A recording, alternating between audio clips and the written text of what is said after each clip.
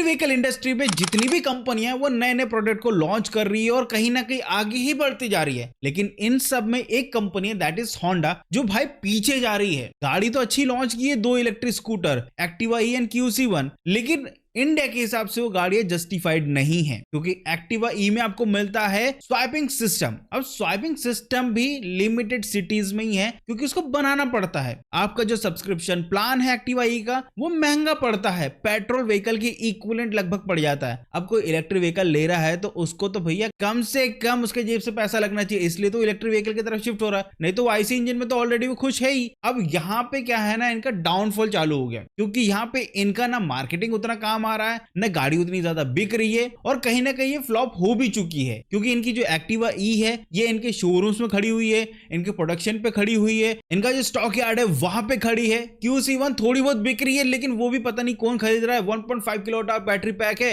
क्या ही रेंज निकलेगा, ज्यादा ज्यादा 40-45, इससे ज्यादा रेंज तो आपको उस प्राइस पॉइंट में दूसरी हर कंपनी प्रोवाइड कर देती है। अब यहां पे है ना डाउनफॉल चालू हो चुका है। अब कंपनी ने क्या है ना, इस इलेक्ट्रिक व्हीकल इंडस्ट्री के लिए खासकर होंडा ने एक नई टीम डेवलप की थी, एक नई टीम अलग से रखी थी कि भैया जिसका काम है डेवलपमेंट, सेल, सारी चीजें पे ध्यान देना। अब जिस हिसाब से इलेक्ट्रिक व्हीकल इंडस्ट्री में काम चल रहा है, जिस हिसाब से गाड़ी की डिमांड है होंडा की, उस हिसाब से अब कंपनी ने फाइनली रीस्ट्रक्चर कर दिया अपने कंपनी में। अब कंपनी ने बोला कि 1 अप्रैल से हमारा जो नया स्ट्रक्चर है उसके अकॉर्डिंगली जो आइस व्हीकल के लिए जो टीम है वही टीम अब इलेक्ट्रिक वाली पूरी चीजों को देखने वाली है। लाइक सेल्स हो गया, बिजनेस स्ट्रेटेजी हो गया, डेवलपमेंट हो गया, ये सारी चीजें जो आइस की टीम है वही देखने वाली है। यानी जो सेपरेट टीम थी उसको हटा दिया है, जो आइस की टीम है वही मैनेज करने वाली है। अब यहाँ पे कंपनी ने कहा है कि ये आइस टीम है, इसका काम है मार्केट को फिर से एनालाइज करना,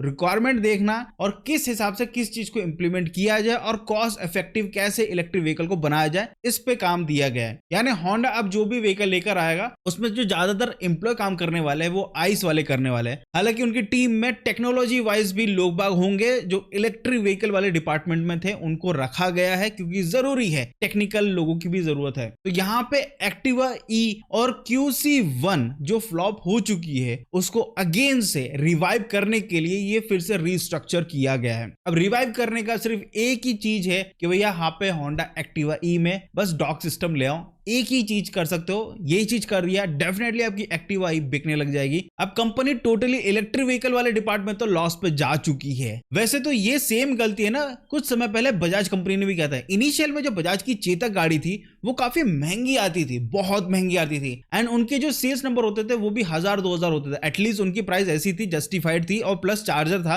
तो लोग परचेस भी कर रहे थे। लेकिन जब एक समय के बाद बजाज ने अपनी गाड़ियों की प्राइसिंग 1,15,000, 1,20,000 कर दी थी, तब से उनका जो गाड़ी का डिमांड बढ़ा है वो नेक्स्ट लेवल पे जा चुका है अभी के टाइम में। होंडा, सुजुकी ये पता नहीं क्यों गलती कर रही है, इवन यामा भी गलती कर रहा है कि भैया उन्होंने प्राइस इतना ज्यादा रख दिया है कि अब लोगों की रीच से बाहर जा रही है, और उतना कोई जस्टिफाइड स्पेसिफिकेशन भी नहीं मिल रहा है लोगों को। अब जब जस्टिफाइड स्पेसिफिकेशन नहीं है, प्राइस हायर साइड है, तो डिमांड ऑटोमेटिकली कम हो जाएगी। इन कंपनियों को क्या लगा कि मार्केट के हिसाब से अगर हम क्वालिटी के साथ साथ ब्रांड भी चिपका देंगे तो गाड़ी बिकेगी। नहीं भैया, इलेक्ट्रिक व्हीकल लोग इसलिए परचेस करते हैं कि क्वालिटी अच्छी होनी चाहिए, रेंज अच्छी होनी चाहिए, परफॉर्मेंस अच्छा होना चाहिए, और आफ्टर सेल्स अच्छी होनी चाहिए, जो कि आज के समय में काफी कंपनियां प्रोवाइड कर रही है। बजाज, TVS, एथर, ये नामचीन कंपनियां हैं जो इलेक्ट्रिक व्हीकल इंडस्ट्री में काफी तगड़ा परफॉर्म कर रही है, और इनके प्राइस बहुत जस्टिफाइड है। इतना तो होना चाहिए कि आराम से लोग ले पाए, और फिजिबिलिटी अच्छी खासी है। लेकिन होंडा के केस में ऐसा नहीं है। अब होंडा ने ये जो रीस्ट्रक्चर किया है अपने टीम में, हो सकता है इससे इनको आगे जाके प्रॉफिट हो, बट इसका मैं डेफिनेटली ये नहीं बोल सकते कि होगा ही होगा प्रॉफिट। ये तो डिपेंड करता है कि टीम कैसे काम करती है और कैसे नए प्रोडक्ट्स को इंप्लीमेंट करती है, और कैसे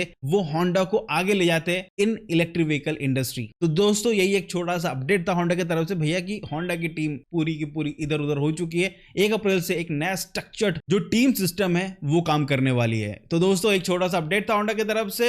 आपका क्या लगता है कि होंडा एक्चुअल में रिवाइव कर पाएगा या अभी भी वैसा ही रहने वाला है? आप लोग कमेंट करके बताना, और आप लोग बताना कि होंडा की गाड़ी में क्या अपडेट होना चाहिए और क्या चेंज होना चाहिए जिससे इनकी गाड़ी की डिमांड बढ़ेगी। देखो एज पर माय एक्टिवा ई में एक डॉक सिस्टम दे दो, यानी बैटरी निकाल तो सकते हो, घर पे लाके एक डॉक होता है उस पर जाके सिर्फ बैटरी लगा दो और चार्ज कर लो। ये सिस्टम पे डॉक दे दे एक्स्ट्रा, एंड प्राइस सेम ही रखे। अभी बता दे रहा हूँ एक्टिवा बिकनी स्टार्ट हो जाएगी और इनको हर सिटी में बेचना पड़ जाएगा, इतनी डिमांड बढ़ जाएगी। खैर अभी तो वो बात की बात है, अब कंपनी कैसे स्ट्रैटेजी बनाती है वो कंपनी में डिपेंड करता है। आई होप आपको वीडियो चला तो प्लीज थोड़ी सी रिक्वेस्ट है, लाइक से सब्सक्राइब जरूर करेगा। मिलते हैं अगले वीडियो में, बाय बाय। और हाँ, हाइप पे जरूर क्लिक कर देना जिससे इस वीडियो की थोड़ी सी रीच बढ़ जाए। बस अगर कर दिया तो बहुत बहुत बहुत शुक्रिया, बाय बाय।